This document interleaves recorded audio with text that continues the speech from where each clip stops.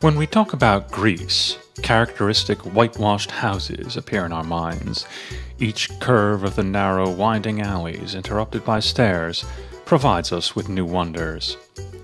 The flat roof of each house forms the terrace of the one above, offering a fascinating view of the incredibly blue surface of the Aegean Sea. The blue screens evoke the color of the cloudless sky. The long line of arched square houses is broken only by a blue-domed church or thatched windmill.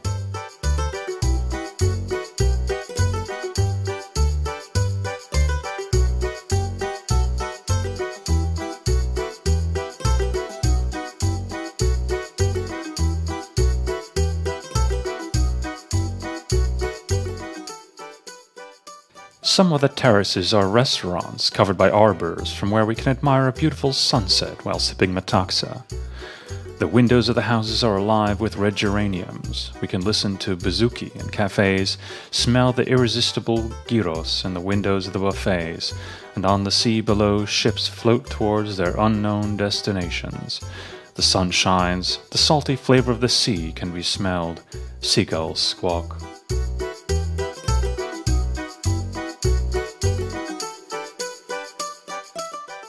How many postcards, magazines, calendars, or films have transmitted this image so that we can recall the pictures of Greece almost effortlessly?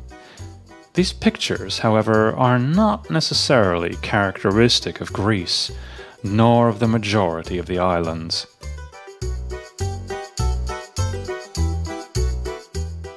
This is a unique view of Santorini that offers the essence of Hellas. Those who have not yet visited this place have not seen Greece.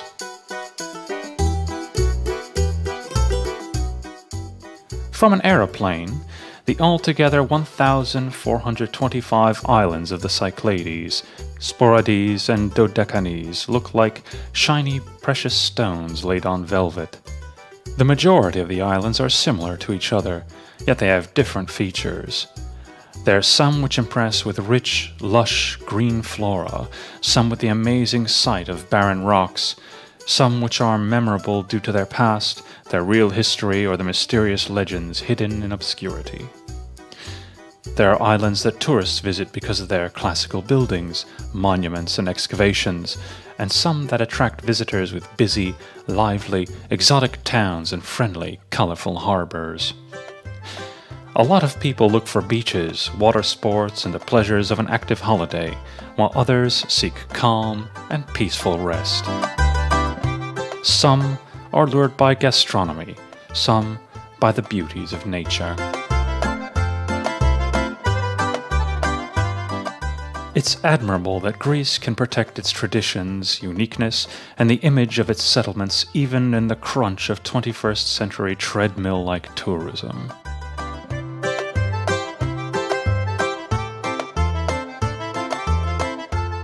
Such individuality is possessed by the island of Santorini, or Thera.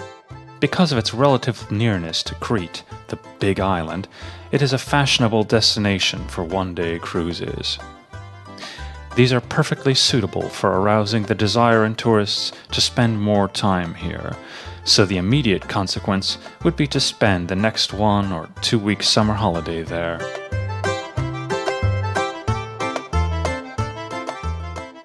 The only 73 square kilometer island with 6,000 inhabitants is situated in the Aegean Sea, 120 kilometers north of Crete. As the excavations in Akrotiri have proven, the two islands had strong relations with each other, even in Minoan culture. The capital city of the island was built on the rising edge of the cliffs of Caldera. The appearance of the 18th century Roman Catholic Church, the Immaculate Conception, built by Venetians, interestingly mingles with the architectural motifs of Greek Orthodox and European churches.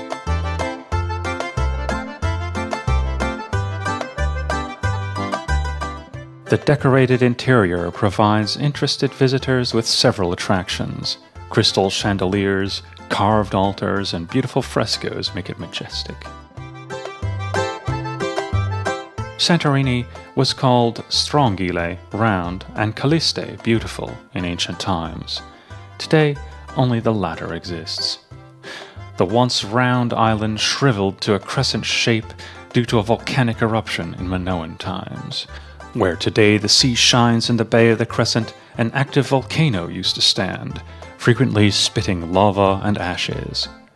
In the 15th century BC, this active monument reached its high point, and the volcano exploded.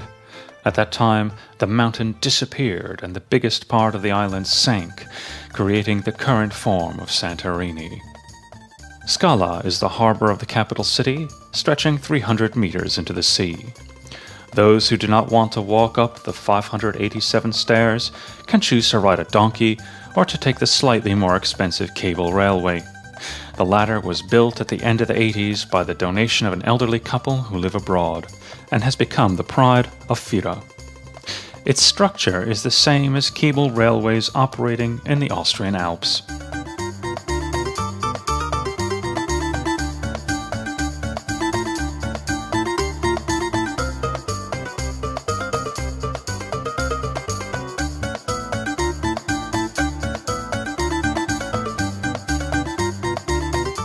Pleasure boats leaving from the harbor of Scala take tourists mostly to southern and southeastern islands, as well as the smaller and lesser known, therefore intact islands of the Cyclades.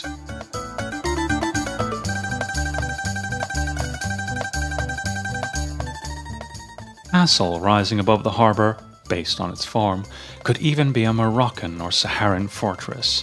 In this way, it is largely different from the other buildings of the city. In 1956, an earthquake seriously damaged the island. All the houses of Fira were built after this, successfully preserving their original form. The little streets winding along the edge of the crater are framed by small, snow-white, flat-roof or barrel-vault houses.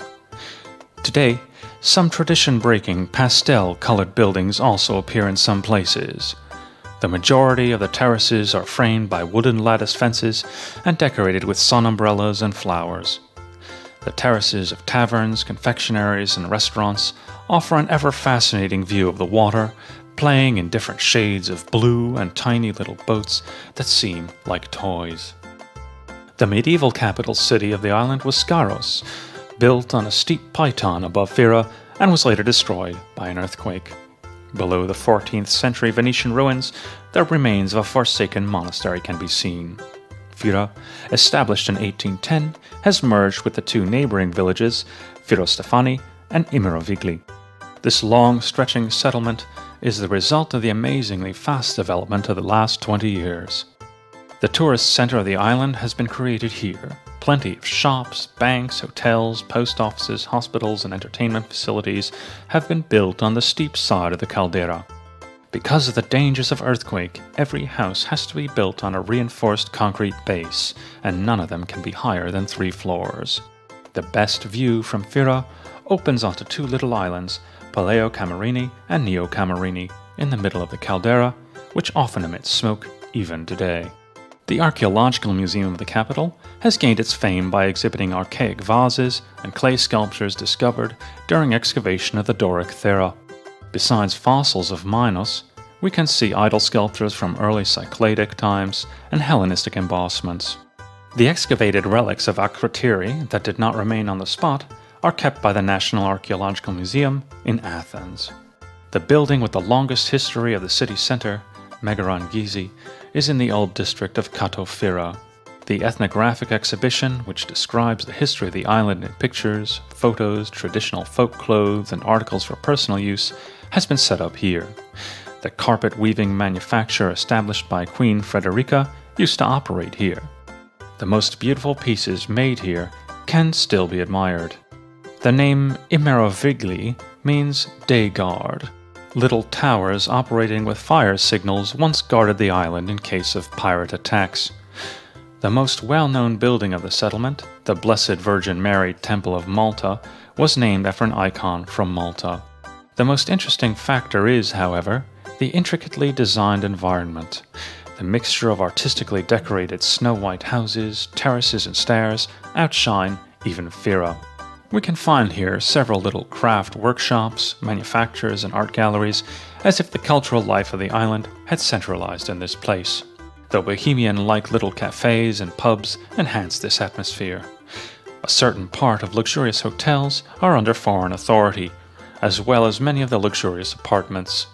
One site of Ferrostefani is the oldest monastery of the island, Agios Nikolaos, that was built in 1651. The harbour of Athenios can be approached by way of a steep serpentine. Ships that take tourists to the volcano near Camerini Island leave from here. An excursion like this will certainly be one of the highlights of a holiday on Santorini.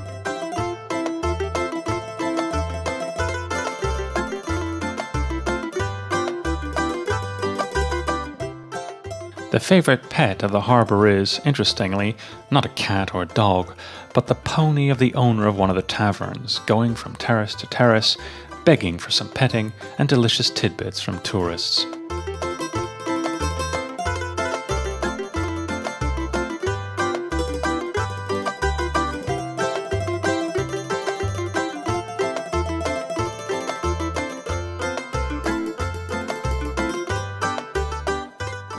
Sailors are the real masters of their profession.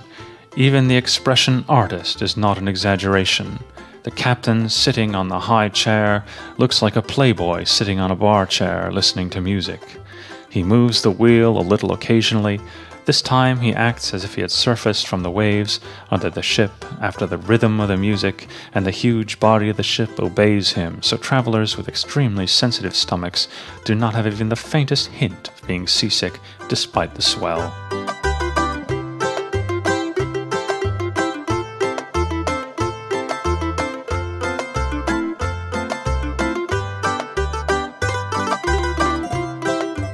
On board, it's worth protecting ourselves against sunstroke with caps or hats. It'll be increasingly relevant on the island of Neo Camerini that has almost no shade at all. It's also vitally important to take water along when going there.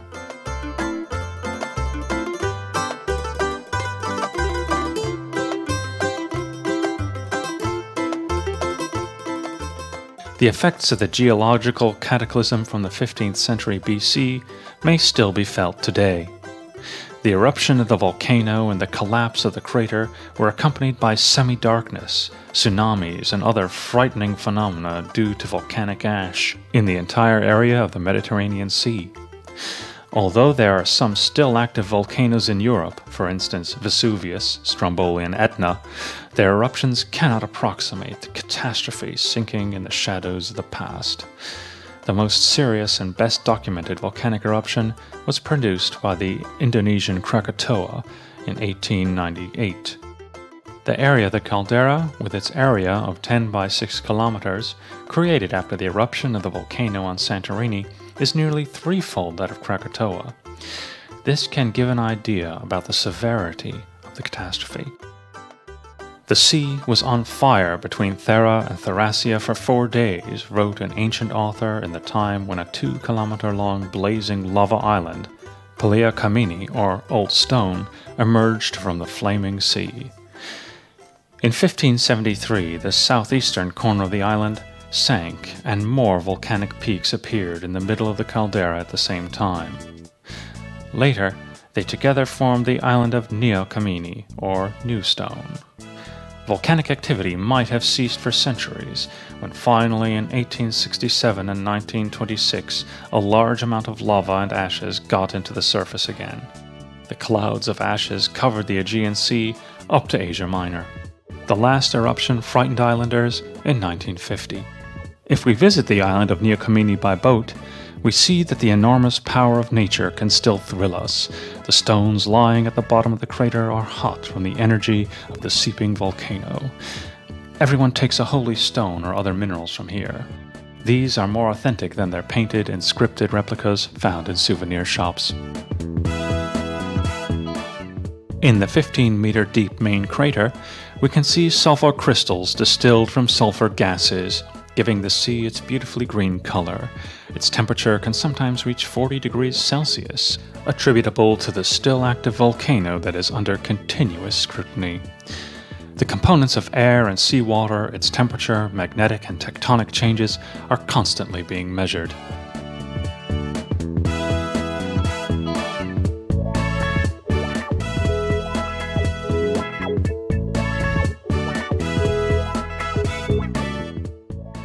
Pleasure boats usually visit the third island of Caldera, the silent Thracia, too. This island was separated from Santorini in the 3rd century BC. In the harbor, shell sellers offer their goods to the passengers of pleasure boats.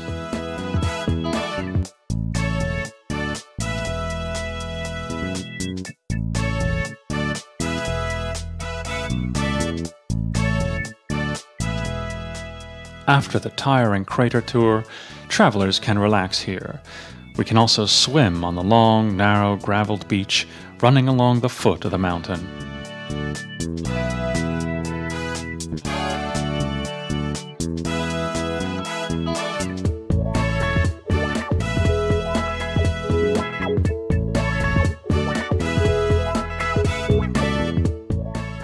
Before going on, we can try iced coffee and soft drinks in the buffets along the coast and the offerings of fish restaurants caught fresh in the bay.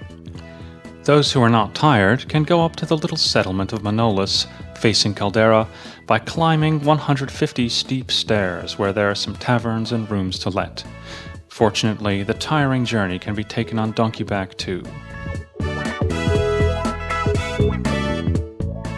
From the boat, we can look back and even take pictures of the harbors of Thracia and Manolis, which seem even higher from this perspective.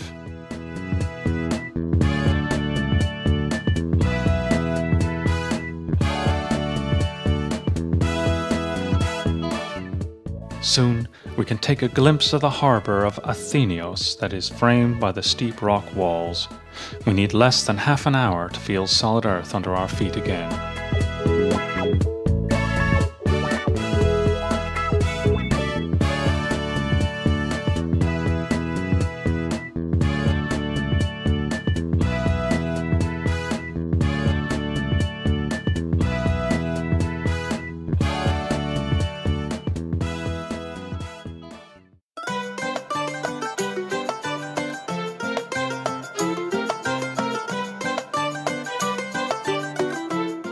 In the continuation of the runway of the airport, we can find the beach of Kamari, covered by black volcanic sand.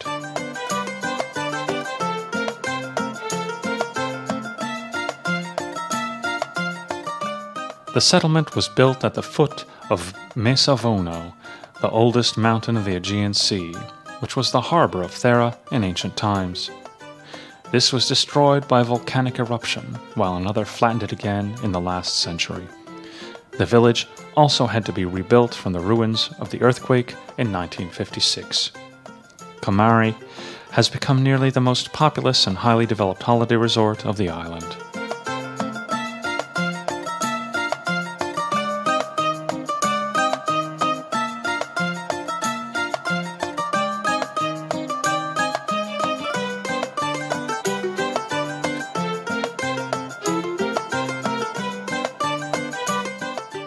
Tourists love it mainly for its sandy beaches with clear water and the wide choice of water sports and activities.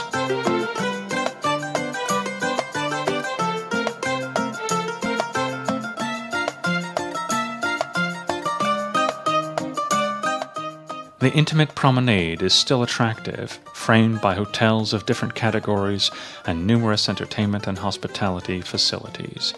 We can find here everything that is important from the point of tourism. A wide selection of stores, souvenir shops, cafes and pubs, some travel agents, activity centers, shipping and airlines, currency exchange offices, and car rentals are in operation.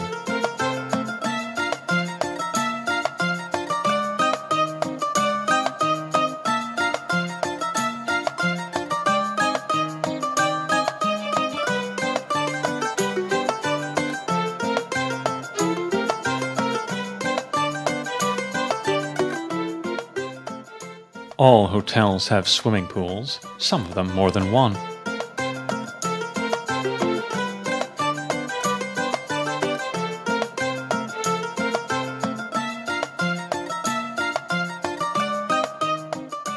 The furnishings of the rooms is both intimate and practical. The equipment and services of the hotels meet all expectations. At most travel agencies, local travel guides are happy to help the travelers.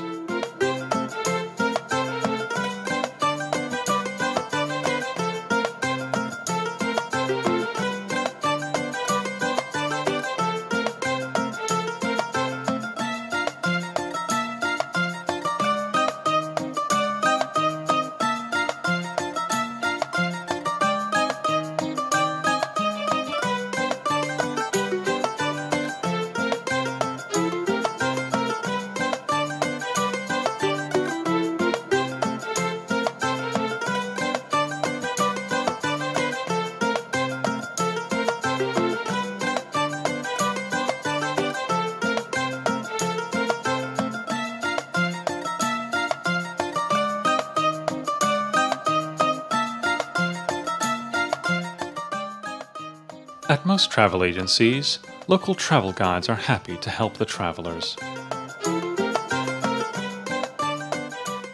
Of course, as the evening approaches, the traffic of the promenade becomes lively. Hungry tourists who long for entertainment swarm out of their hotels to enjoy the Greek cuisine and the unmistakable atmosphere, maybe on the terrace of a different restaurant every evening.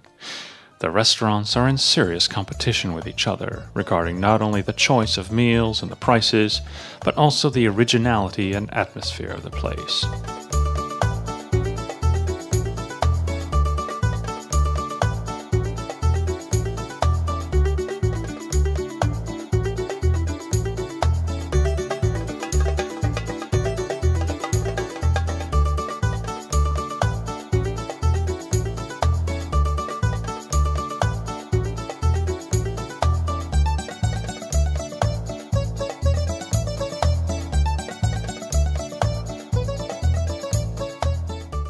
The promenade is full of different sellers, street musicians, and portrait drawers.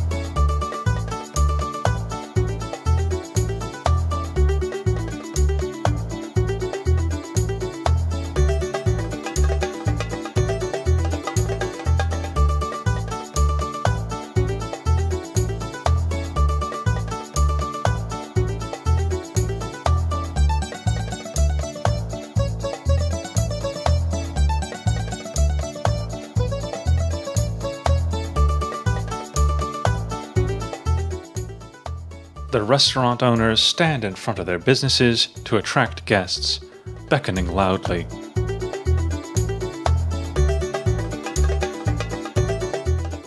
The name of Zorba the Greek can be seen on signs, together with the displays of fish,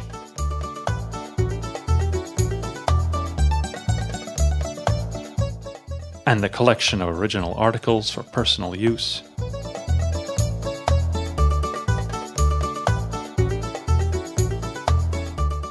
The typical local vegetables, or the spit-roasted meat in the oven.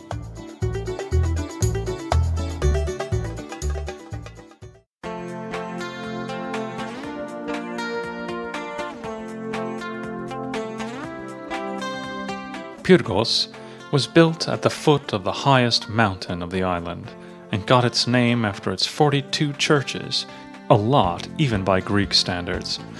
Although it had at least as many windmills, some of which were built in elaborately designed holiday homes, while most of them were left to perish.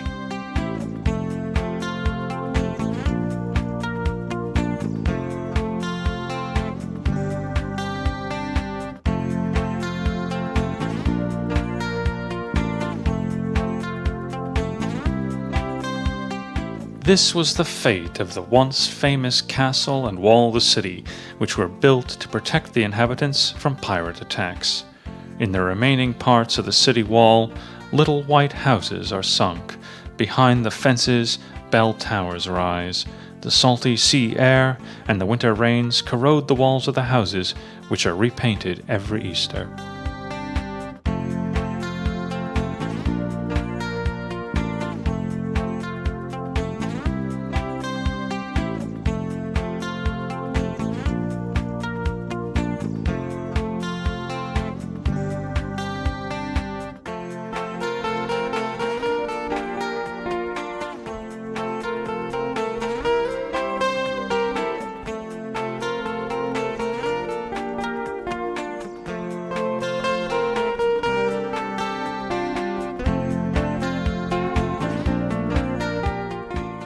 In spite of its Greek style, the old noble castle stands out from the simple village surroundings.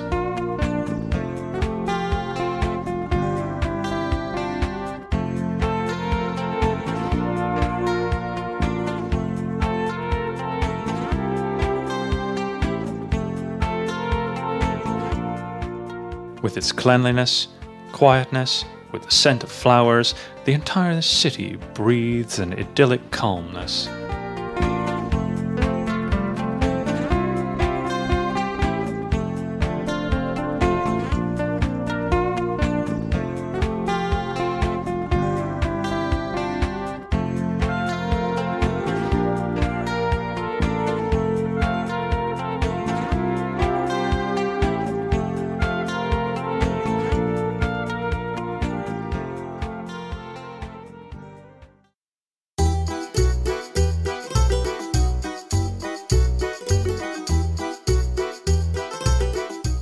Emporio is the biggest settlement of the southern part of the island, which was named after the plains surrounding it.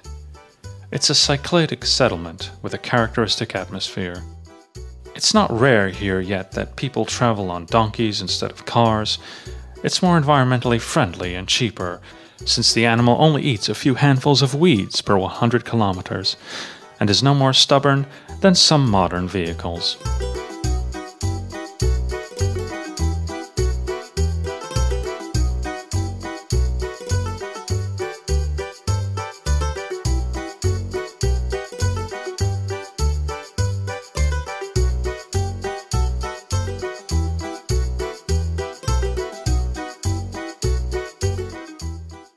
The image of the scenic little town is not different at all from the view of Pyrgos or Megalokori.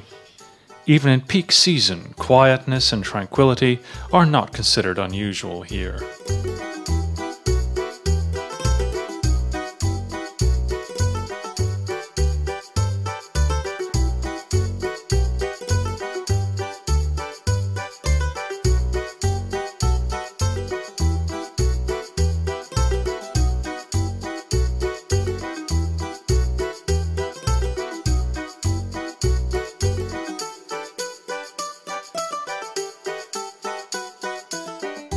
Perissa is a quieter resort town, situated opposite Kamari, also with a beach covered by black sand.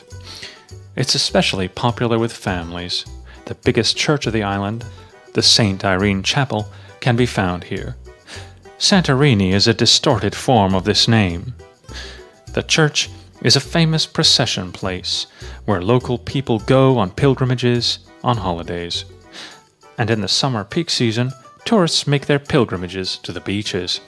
They visit the Greek islands for the delights of sea and sunshine, easily accessible by a 2 or 3 hour flight from almost any European city. What increases the popularity of Perissa is the camping site in the village. It's true that the shops are not as sumptuous as on Kamari, and there are fewer activities, but the entire island is small, with good transport. Those who stay on Perissa can reach Kamari in 10 minutes and Fira in half an hour by bus or rental car.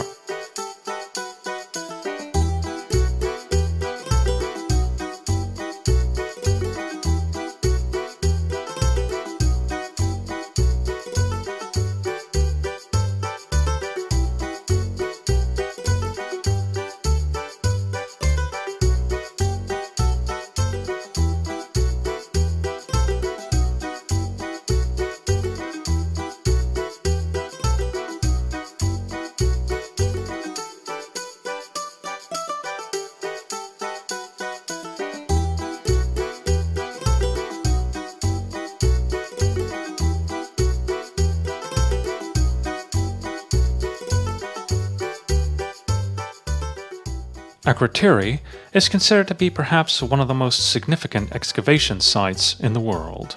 It was the achievement of not an archaeologist, but a French geologist, a certain Ferdinand Fouquet, that a few pieces of tiles caught his attention and led to the excavation of the 3,000-year-old city that remained in a surprisingly undamaged condition.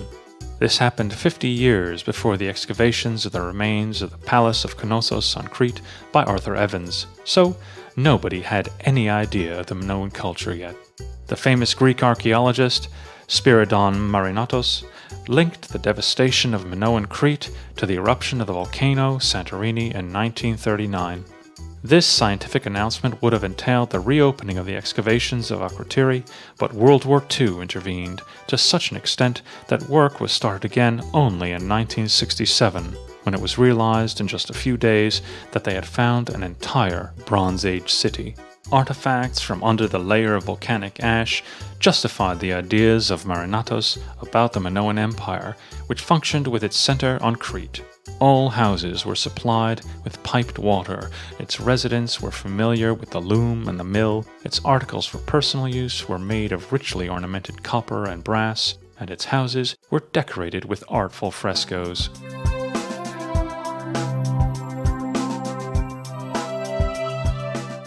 Near the excavations of Akrotiri, to the north, we can find the Red Beach. We can reach the beach after some mountain climbing, passing by the nicely renovated Agios Nikolaos, named after the patron saint of seamen.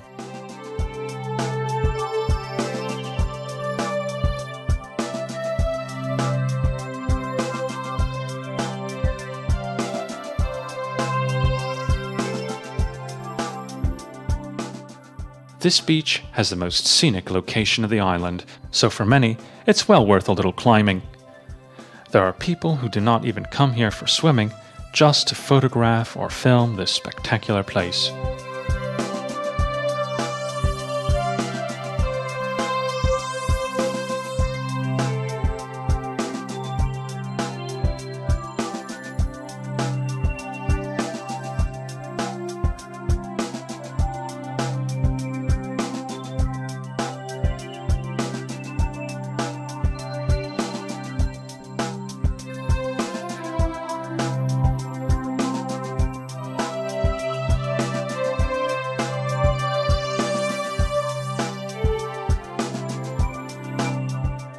The Red Beach is also popular with swimmers because it offers a delightful sight as an alternative to the monotony of the yellow or black sand that can be seen elsewhere on Santorini. The Aegean Sea is characterized by extremely high salt content. The highest values of it were measured exactly around Crete and Santorini. One reason for this is that almost no sizable freshwater rivers run into the sea. The other reason is that the cold water flowing into the Atlantic Ocean to the Mediterranean Sea is blocked by the island of Crete. Because of the excessive warming, evaporation is significant, but there is little rain, which leads to the concentration of salt content.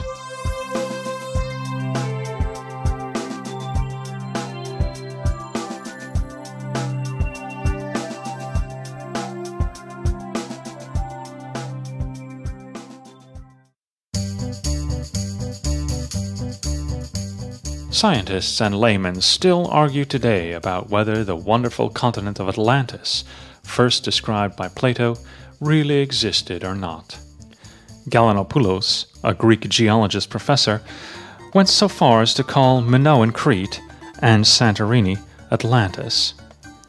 The continent-sized, wealthy island should probably be looked for in the Atlantic Ocean, around the Canary and the Azores Islands. It is, however, true that the Minoan Empire shows a lot of similarities with the ideal state of Plato, and the catastrophe that destroyed Atlantis is very similar to the eruption and the explosion of the Santorini volcano, followed by earth and sea quakes and tidal waves. The stake of the argument is enormous.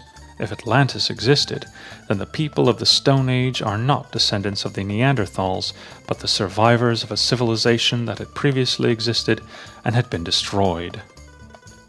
The proofs of this would shake the basis of our ideas about the development of the human race and would fill the gap that spans primitive man and the more developed civilizations of antiquity.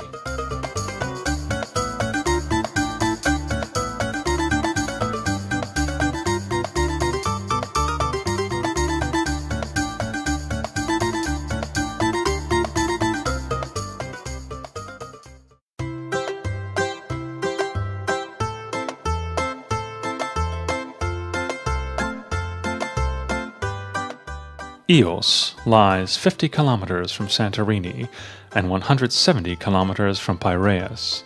Its area comprises 108 square kilometers, but it has only 1,500 inhabitants.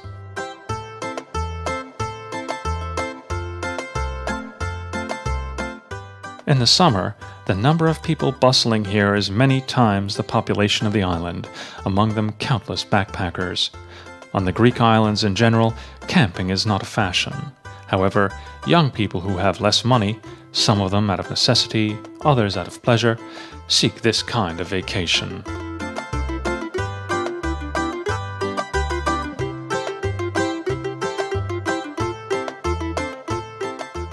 The center of the island is the harbor, and the capital city, which is only a quarter of an hour away, even on foot. An increasing number of smaller and larger private yachts call at port at the harbor. This way of spending the vacation time is mostly popular with Western Europeans. This way, vacationers may get to know as many as a dozen islands within 2 or 3 weeks. It's possible to rent yachts in the bigger ports with or without staff, of course.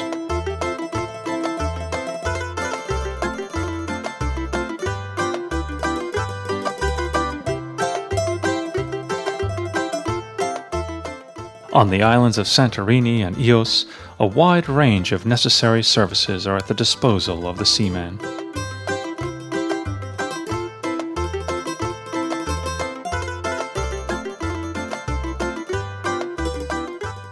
Ialos lies in the middle of the western coastal area of the island in a horseshoe-shaped protected bay.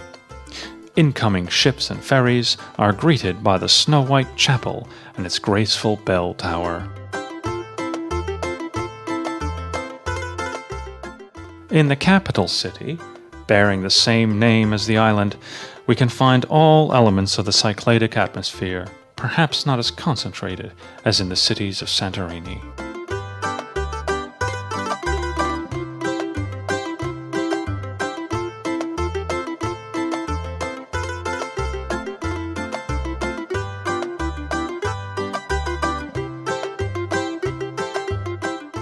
There are also Venetian castle ruins, narrow, arched streets, snow-white houses, a dozen windmills, and even more chapels. The terraces of taverns and restaurants almost melt together in the evenings, and the whole city becomes a single enormous catering facility. But in the early spring and autumn, an idyllic tranquility greets the island, which shows its nicer face around this time.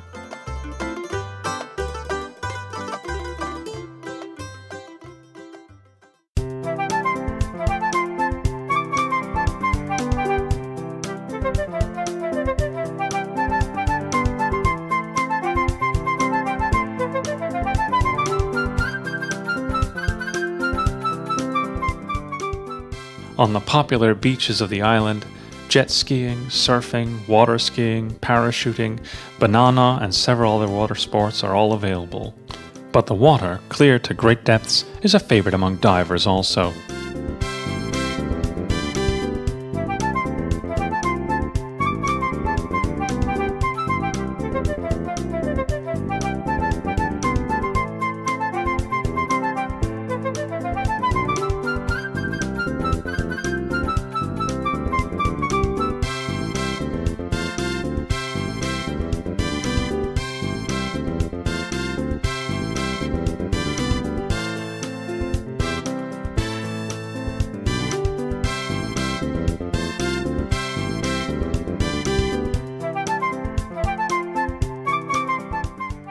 The cultural historical site of Ios lies far away from the harbor and the busy beaches.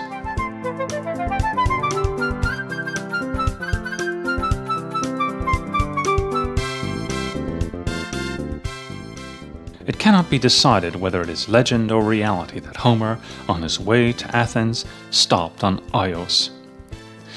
Allegedly, the blind poet died suddenly and was buried here. In the northeast corner of the island, near Plakatos, on a cliff facing the sea, there's a monument built on the site of the former grave, after the grave itself was lost to the sea due to a landslide, they say. The place is not easy to find, but it's worth going there for a quiet, solitary meditation. For instance, we can think about the question whether Homer was a legend, not a real person as some people contend. But then, who wrote the Iliad and the Odyssey?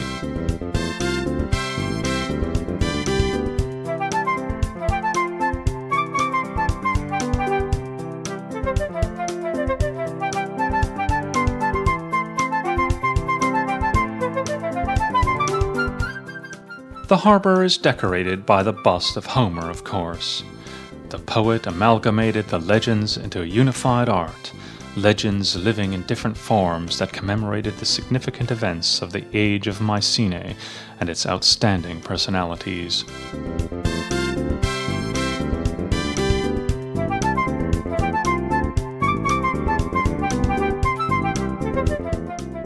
Between the two islands, huge, well-equipped luxury ferries transport passengers.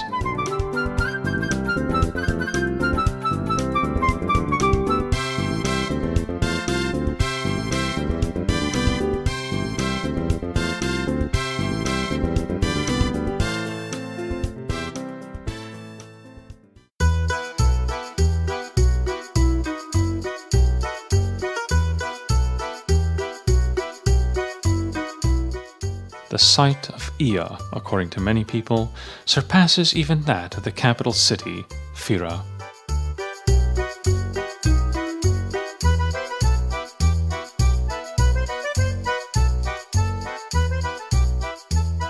The colorful cavalcade of intimate little houses is the embodiment of the Greek dream. There's almost no travel agency which does not have photos of this place to attract visitors to Hellas. The characteristic architecture of Santorini was defined by the geographic conditions. Here it was possible to make a virtue out of necessity. The island lacked water, wood, and food. The poor families made full use of the easily workable pumice stone rocks and deepened cave flats into the steep sides of the caldera. In the 19th century, nearly 1/2 of the population lived in cave flats. The caves had a lot of headroom. The rooms were separated by walls. They got fresh air and light through the door. In the front there was the living room, in the back, which did not get as much light, the bedroom. The kitchen was in the living room, the bathroom on the terrace next to the cistern. In the Middle Ages, the cave also protected from pirate attacks. Later, wealthier people supplemented these caves with forebuildings. Building material was supplied by the volcanic stone dug from the cave. The barrel vault, due to lack of wood, was made of stone. The terraces are separated by low, plastered stone rails and little wooden gates. The roads are substituted or supplemented by winding stairs. The use of white, blue, and recently pastel colors is as characteristic as the decorations used. The style itself is called either Aegean or Cycladic. In spite of its simplicity, it could not be established on the other Greek islands. By local standards, Ia is a big city, so, of course, it has its own harbor. It has, just like the other Greek harbors, an abundance of restaurants. Let's see how these are different from each other. The most known taverns are simple little pubs with rustic furniture. The estiatorios are little restaurants offering a wider range of meals. The psistarias are particularly grill restaurants, specializing in barbecues and spit-roasted meals. The restaurants offering mostly fish and fruit of the sea are called psaro taverns. Of course, it's the latter that are widespread in the harbors. It's certain that the ingredients are always fresh and they do not lack the necessary cooking expertise. Fish, crabs, and clams are often grilled here, perhaps in olive oil, lemon always goes with them, and the golden Greek wine slides down the throat smoothly with these. The octopodi, or octopus, the calamari, the garides, or crab, the styrida, or mussels, are also popular.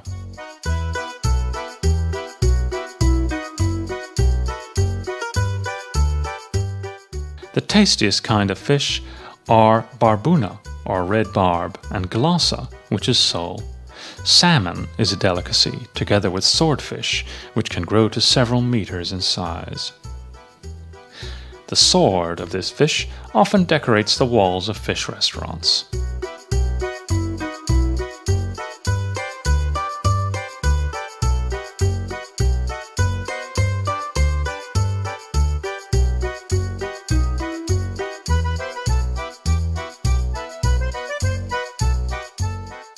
The harbor still operates primarily as a fishing harbor, but it does not have a fish market. It seems all of the prey ends up in the kitchens of local restaurants.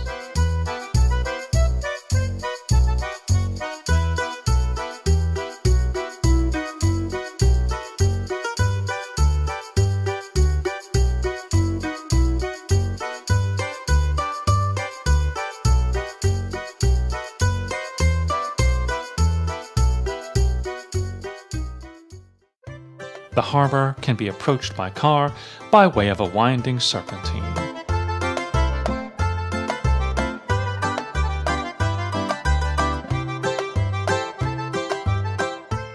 But by all means, it's more stylish on donkey back.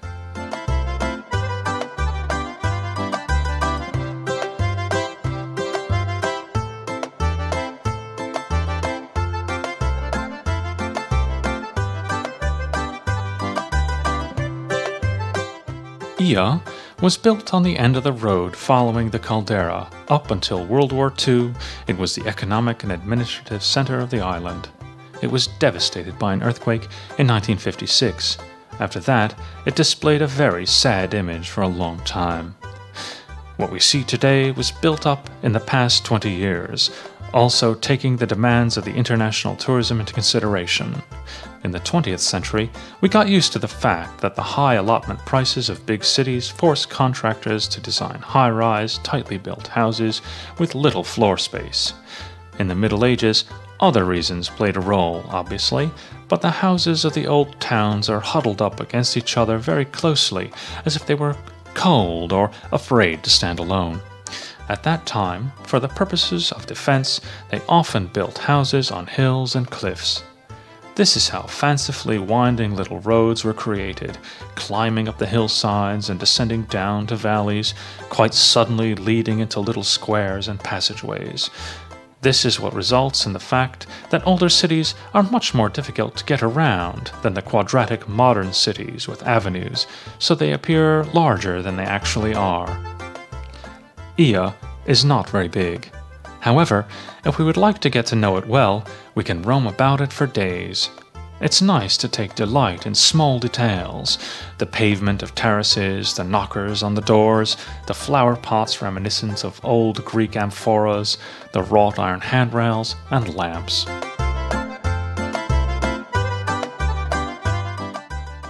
Beautifully carved photo albums or calendars make nice souvenirs or gifts.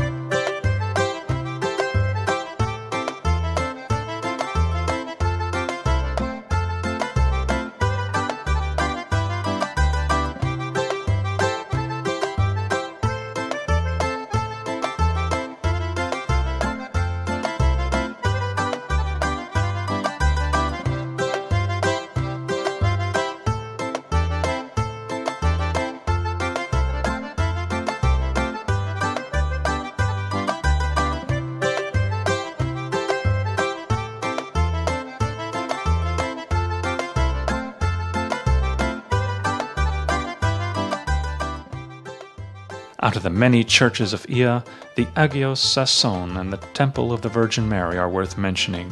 The Greek Orthodox churches were built in the Middle Ages as a demonstration against the still spreading Catholicism. Actually, this national and religious opposition is the reason for the unbelievably high number of Orthodox churches which are still visible on Santorini. For instance, the nearby island of Anafi is famous for having almost as many churches and chapels as residents.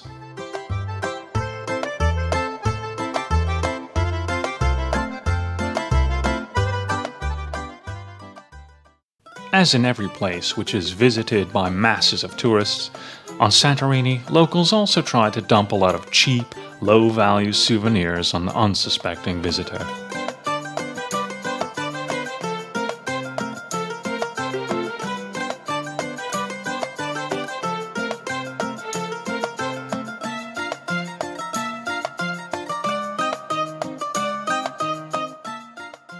But those who devote some time can buy really original ornamental pieces with real artistic value in the shops of Ia. The prices are not always low, but one single unique painting, vase or sculpture can decorate an entire room.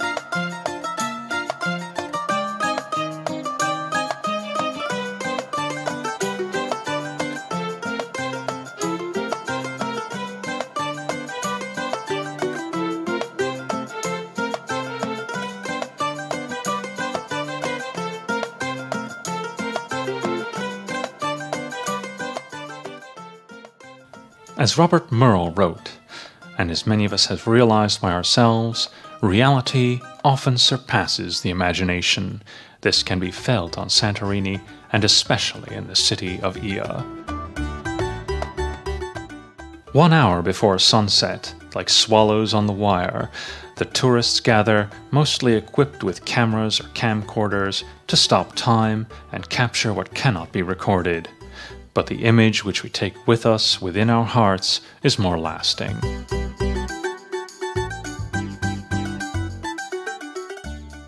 Behind the bulky thatched windmill, the sun shines like molten gold.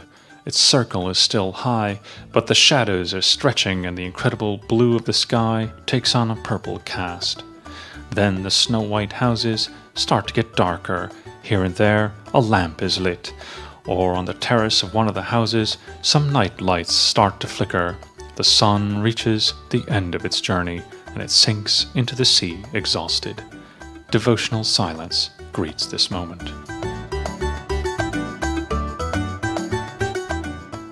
Then slowly nightlife starts. The streets are filled with people, and the terraces of taverns are also occupied. Then, next to a glass of ouzo or retsina, resolutions are made. Next year, here, again.